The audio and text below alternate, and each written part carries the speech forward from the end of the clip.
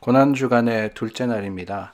우리 함께 기도하여서 오늘 하루 말씀 통해서 하나님의 뜻과 은혜를 찾아 구하겠습니다. 좋으신 하나님 감사합니다. 오늘도 주님 앞에 서게 하셨습니다.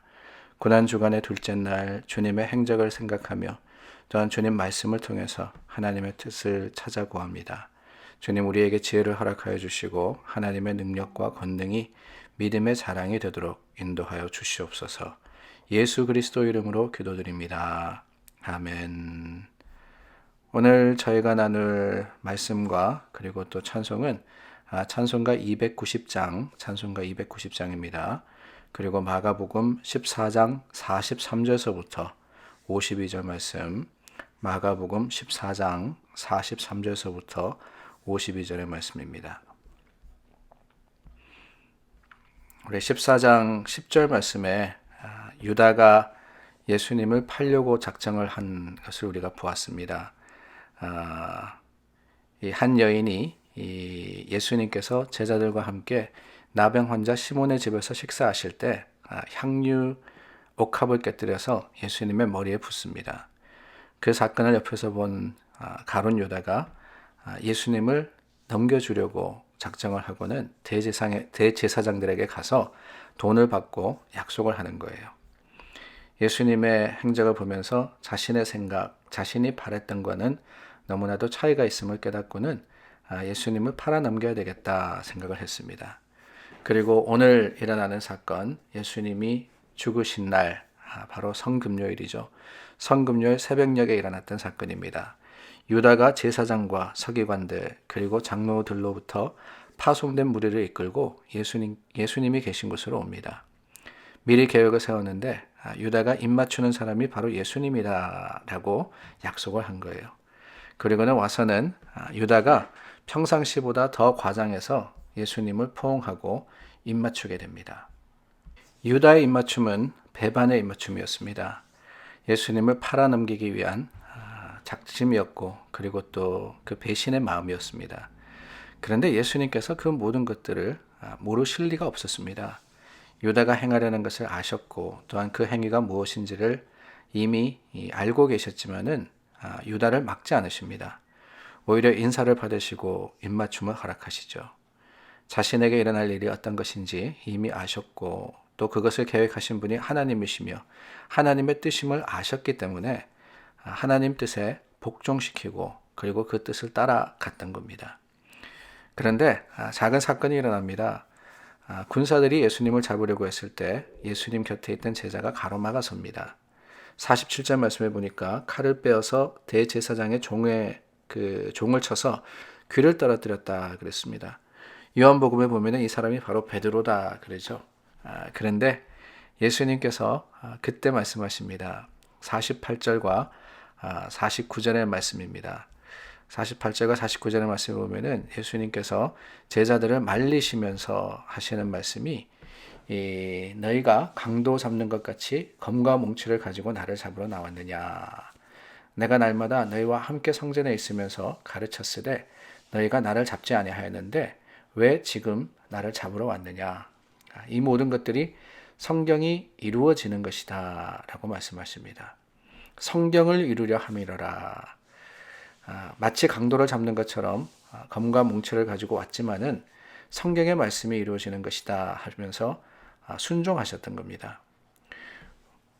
물론 예수님께서 원하신다면 얼마든지 피하실 수 있었고 얼마든지 하늘의 권세로서 그 상황을 막을 수도 있었지만은 예수님은 오히려 순종하실 뿐더러 베드로를 말리십니다. 요한복음 18장 말씀에 보니까 베드로더러 예수님이 말씀하십니다. 칼을 칼집에 꽂으라.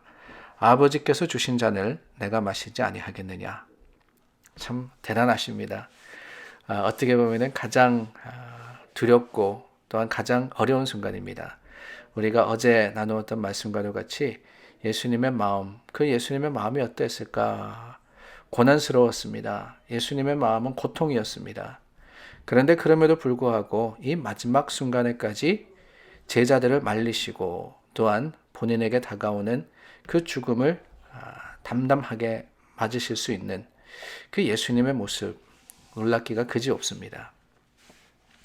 요즘 우리가 코로나 바이러스 사태로 인해서 참 어려운 상황 속에서 세계 2차 대전 당시에 영국 군이 외쳤던 구호가 생각이 납니다. Keep calm and carry on 이라는 표현이죠. 진정하고 할 거 하자 이런 뜻입니다. Keep calm and carry on. 세상 사람들이 다 두려워한다 할지라도 또 당황해한다 할지라도 그 결정적인 순간에 준비되어 있으면은 또한 해야 할 것이 있으면은 두려워하는 것이 아니라 마음을 진정하고 그 해야 할 것을 하는 것, 그게 바로 승리의 비결이다라는 뜻입니다.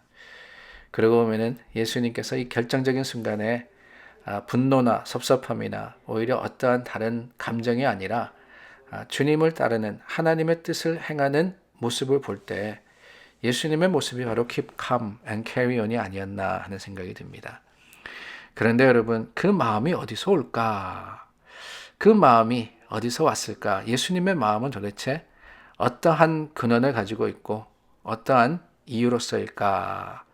저는 그게 다른 것이 아니라 기도라고 생각이 됩니다. 겟세마네 동산에서 밤을 새워서 기도하신 주님. 오늘 사건 바로 직전에 일어난 사건 아닙니까? 그 주님은 하나님의 뜻을 깨닫고 닥쳐올 여러 가지 상황과 그 순간에서도 여전히 마음을 담대하게 하실 수 있었던 겁니다. 아니, 그 자리에 잠들어 있었던 사람들이 있었죠. 제자들이었습니다. 이 제자들의 기도, 그 기도가 없음이죠. 없음을 인하여서 그들은 결정적인 순간에 감정적으로 폭발했고 자신의 생각대로 행하고 말았습니다. 하나님의 뜻, 하나님의 계획이 아니라 자신의 생각으로 그 군사들을 가로막아 섰으며 또한 안 된다고 했던 겁니다. 그런데 예수님은 마지막까지 아버지의 뜻에 순종할 수 있었는데 그 이유가 무엇이었을까? 다른 게 아니라 기도로서 준비되었기 때문에, 기도로서 주님의 뜻을 헤아렸고 아버지의 뜻대로 하옵소서, 주님의 뜻에 순종하겠다는 결심으로 나아갔기 때문에 바로 마지막 순간에 이르기까지 예수님의 마음은 담대함이었으며 또한 순종함이었던 겁니다. 사랑하는 여러분, 그렇습니다. 오늘 우리가 고난주간의 둘째 주일을 맞이하여서, 둘째 날을 맞이하여서 하나님 앞에 다시 한번 섰습니다. 세상은 우리를 두렵게 하고 또한 떨리게 합니다. 그러나 기도하는 사람들에게 세상은 그 사람들을 넘어뜨릴 수 있는 힘을 잃어버리는 거예요. 하나님의 뜻에 맞추어져 주님의 뜻에 우리 자신을 들여서 순종할 때 어떤 상황과 형편 가운데서도 여전히 하나님의 뜻은 이루어져 가고 있으며 여전히 하나님께서는 오늘 하나님의 계획대로 우리의 삶의 모습뿐만이 아니라 세상을 다스려 가고 계신다는 것을 우리는 알게 됩니다.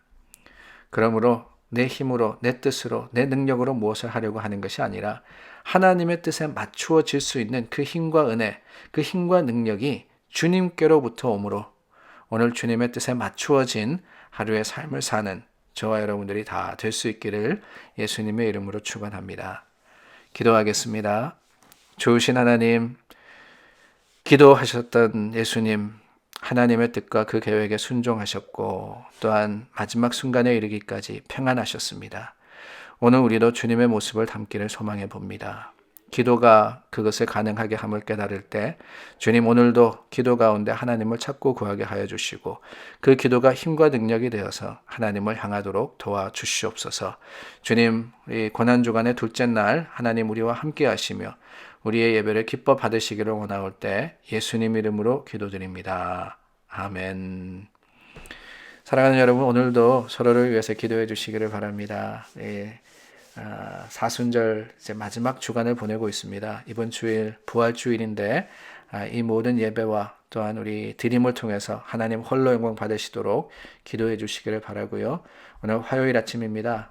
특별히 의료진들 또한 연약하고 또 부족한 사람들을 위해서 돕고 힘쓰는 분들을 위해서 오늘 하루 중보하여서 기도해 주시기 바랍니다.